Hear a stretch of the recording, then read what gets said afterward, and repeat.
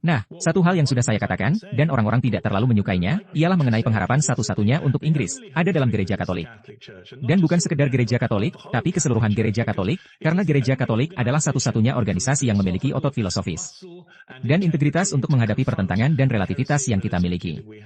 Dan jika gereja Katolik membangkitkan dirinya sendiri, jika gereja Katolik menjadi terjaga, mungkin gereja Katolik akan menemukan keberaniannya.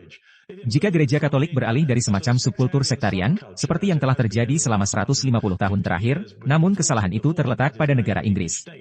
Namun demikian, siapapun yang bersalah, itu harus keluar dari subkultur sektarian ini, dan mengklaim Inggris sebagai miliknya sebagai gereja di Inggris.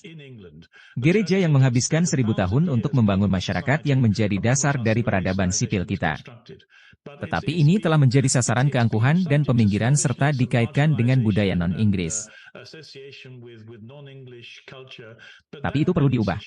Sekarang, 10% dari pendeta Katolik di Inggris saat ini adalah mantan Anglikan. Telah menjadi arus masuk yang besar. Sudah waktunya bagi gereja Katolik untuk memahami tanggung jawab besar yang telah Tuhan berikan. Untuk membantu menyelamatkan kekristenan dan untuk bertindak sebagai rohani juga. Ternyata, ini juga akan menjadi penyelamat politik bagi orang-orang yang mendiami agama Kristen. Martin, apakah dia berkata, keagamaan dan politik? Benar, Anda mesti senantiasa menangkap kata-kata semboyan itu. Gereja dan negara. Gereja Katolik tidaklah bekerja tanpa negara. Nah, ini adalah pejabat sangat tinggi yang ada di dalam rumah tangga kerajaan. Sebagai perwakilan dari gereja, dan dia berpindah ke paham Katolik. Dia sedang meratapi paham Katolik, yang sedang terperangkap ke dalam zaman sikap berdiam diri, jika bisa dikatakan demikian.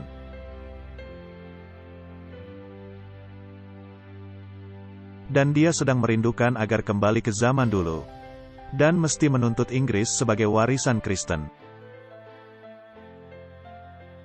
Dan ketika dikatakan, 10 raja itu akan menyerahkan kekuasaan mereka kepada binatang.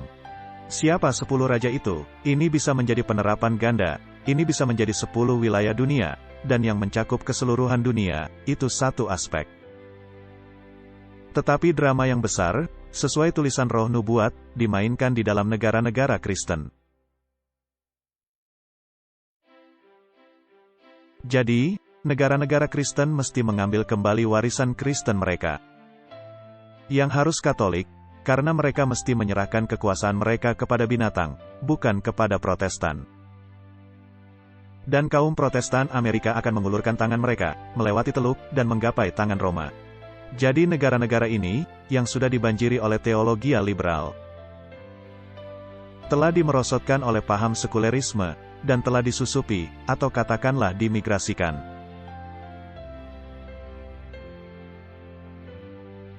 Harus kembali menuntut akar Kristen mereka. Itu adalah ayunan besar konservatif. Alkitab mengatakan, itu akan terjadi. Dan hukum keagamaan akan kembali diberlakukan. Dan kita memiliki banyak undang-undang yang ada, karena berbagai peristiwa yang terjadi selama 2 tahun terakhir. Ini dimulai di tahun 2001, dengan runtuhnya gedung WTC. Benar. Dan hukum-hukum itu, memungkinkan klub malam, bar dan kasino dibuka, sedangkan gereja ditutup. Nah, sekarang, jika bandul berayun, maka klub malam, kasino dan bar, akan ditutup, dan gereja yang akan dibuka, sesuai undang-undang. Dan kemudian, akan ada undang-undang hari Minggu, yang merupakan peristiwa utamanya. Anda lihat, dan sekali lagi, lihatlah betapa lihainya hal ini. Karena orang Kristen dari semua denominasi akan menerima ini. Ya, karena mereka akan bangkit ketika bar dibuka, sementara gereja ditutup. Sangat menipu. Sungguh lihai. Jadi, mari kita membaca, apa yang dikatakan di dalam buku Kemenangan Akhir. Gereja Roma sekarang ini menampilkan wajah yang menyenangkan kepada dunia. Menutupi catatan kekejamannya yang mengerikan dengan berbagai permohonan maaf. Ini adalah kutipan yang sangat terkenal. Dan ini layak untuk dibaca kembali. Anda tahu apa? Seperti yang pernah Anda sebutkan, buku Kemenangan Akhir ini, atas perintah Allah, agar disebarluaskan ke seluruh dunia. Tidak peduli, apa kata kaum liberal, bahwa ini hanya buang-buang kertas, dan polusi untuk lingkungan. Jadi, jika memang demikian, ini tidak bisa menjadi usang. Tidak bisa. Gereja Roma telah menutupi dirinya dengan jubah yang menyerupai Kristus, tetapi ia sendiri tidak berubah. Segala prinsip kepausan yang ada pada zaman-zaman dulu ada sekarang ini. Gereja Roma tidak berubah dalam satu doktrin pun. Doktrin-doktrin yang dibuat pada zaman yang paling gelap masih tetap dipertahankan. Biarlah jangan seorang pun menipu dirinya sendiri. Kepausan yang akan dihormati oleh Protestan sekarang ini adalah sama dengan yang memerintah dunia pada zaman pembaruan. Pada waktu mana hamba-hamba Allah berdiri mempertaruhkan nyawa mereka untuk menelanjangi kejahatan kepausan. Kepausan memiliki keangkuhan dan kesombongan yang berkuasa atas raja-raja dan pangeran-pangeran, dan mengatakan mempunyai hak-hak istimewa dari Allah. Rohnya tidak kurang kejamnya dan kesewenang-wenangannya sekarang. Dibandingkan dengan waktu ia menindas kebebasan umat manusia, dan membantai orang-orang kudus yang maha tinggi. Adalah menarik, semua artikel liberal ini, senantiasa memberitahu kita, bahwa Roma telah berubah. Ya, Mereka tidak menyadari, gereja Katolik semakin memburuk. benar, jauh lebih licik. Kepausan adalah seperti yang sudah dinyatakan oleh nubuatan, yaitu kemurtadan di akhir zaman. Adalah menjadi bagian dari kebijakannya untuk memakai tabiat yang membantu mencapai tujuannya. Tetapi di balik penampilannya yang berubah-ubah bagaikan bunglon itu, ia menyembunyikan bisa ular yang tidak berubah-ubah. Itu sungguh tepat, karena memang demikian. Jadi, adanya permainan ini, kelompok konservatif dan liberal yang terlibat. Tetapi dia akan memakai tabiat yang akan mencapai tujuannya. Jadi dia bisa memainkan dua pihak itu. Dua pihak, ya, iman janganlah dipelihara bersama para bidat atau orang-orang yang dicurigai memiliki aliran sesat, katanya.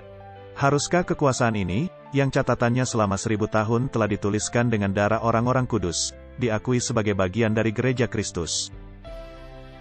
Bukan tanpa alasan bahwa pernyataan telah diketengahkan di negara-negara Protestan, yang mengatakan bahwa ajaran Katolik tidak berbeda jauh dari ajaran Protestan, dibandingkan dengan zaman dulu. Telah terjadi suatu perubahan, tetapi perubahan itu tidak terjadi pada kepausan. Memang benar, ajaran Katolik sekarang banyak menyerupai ajaran Protestan yang ada sekarang. Oleh karena ajaran Protestan telah mengalami kemerosotan yang besar sejak zaman para pembaharu. Jadi, Martin, para reformator memiliki pandangan yang begitu jelas mengenai apa itu paham Katolik. Jika Anda membaca buku Romanism and the Reformation oleh Gratan Guinness, juga buku History of the Reformation oleh De Aubigné, ini begitu jelas, ini begitu luar biasa, ketika Anda membaca para pioner kita. Oh, Martin, kiranya para pioner kita bisa kembali berbicara. Saya tidak tahan untuk mendengar hal modern yang keluar dari beberapa kantor pusat kita. Kiranya para pioner kembali berbicara, mereka memiliki suara yang begitu jelas. Ini juga berbicara mengenai, apakah 10% para imam gereja Inggris, yang adalah para penganut Protestan beralih ke paham Katolik. Jika mereka masih memegang kebenaran yang ada di gereja Protestan? Tidak, mereka pasti tidak akan melakukannya.